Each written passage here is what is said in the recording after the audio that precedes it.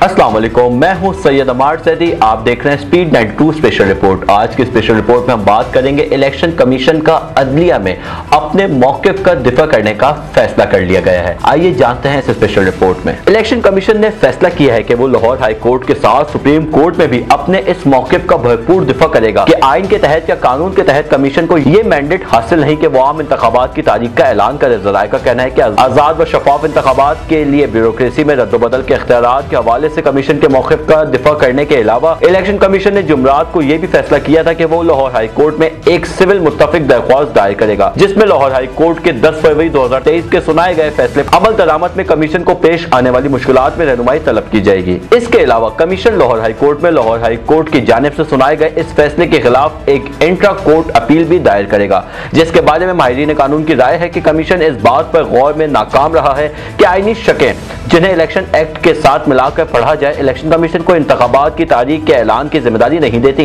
Election commission को Lahore high court ने हिदायत की थी कि पंजाब असेंबली के इंतखाबात की तारीख का ऐलान किया जाए और नोटिफिकेशन जारी करते हुए वजूहात बताई जाए और गवर्नर से मुशावरत की जाए, क्योंकि वो सूबे के आईनी सरबराह हैं, ताकि इस बात को यकीनी बनाया जा सके कि इंतखाबात आइन में वाज़ेह करदा मैंडेट के मुताबिक 90 दिन के अंदर ही होंगे। इलेक्शन कमीशन के ज़राए के मुताबिक इलेक्शन कराने के लिए तैयारी, तंजीम और अमल इलेक्शन की तारीख के ऐलान के बाद शुरू हो जाता है और यह ऐलान रियासत या सूबे के मुताल्लिका सरबराह का काम है। सूबे में आम इंतखाबात की सूरत में गवर्नर को तारीख का ऐलान करना होता है, जबकि नेशनल असेंबली के लिए तारीख का ऐलान सदर मुमलिकत का काम है।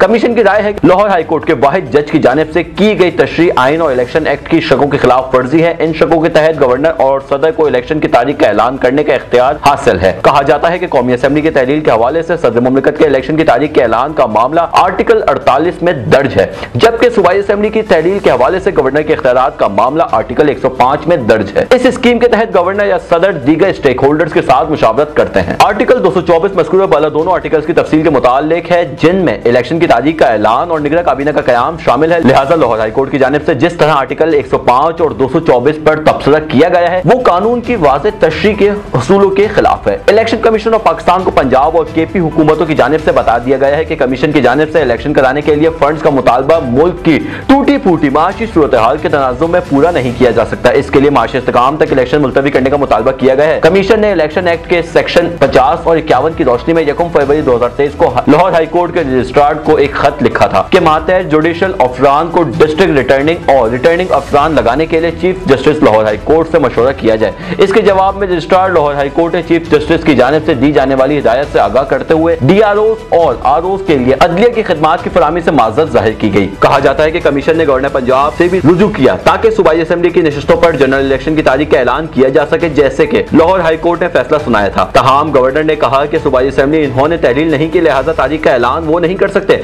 इन्होंने मजीद बताया कि वो मज़कूरा फैसले को चैलेंज करने के लिए कानूनी मुशावरत करेंगे। इन्होंने मजीद वाज़ेह कर दिया है कि मज़कूरा फैसले के बावजूद आइन या इलेक्शन एक्ट में ऐसी कोई शक नहीं है कि मौजूदा हालात के तनाजुम में इलेक्शन कमीशन और गवर्नर ऑफिस के दरमियान इलेक्शन की तारीख के ऐलान के लिए मुशावरत होना चाहिए। ये थी आज की स्पेशल रिपोर्ट। इस तरीके की स्पेशल रिपोर्ट्स और तहकीकाती वीडियोस देखने के लिए हमारा फेसबुक, यूट्यूब, ट्विटर और वेबसाइट को विजिट कीजिए और अपने वैल्यूएबल कमेंट्स से हमें जरूर आगाह कीजिएगा।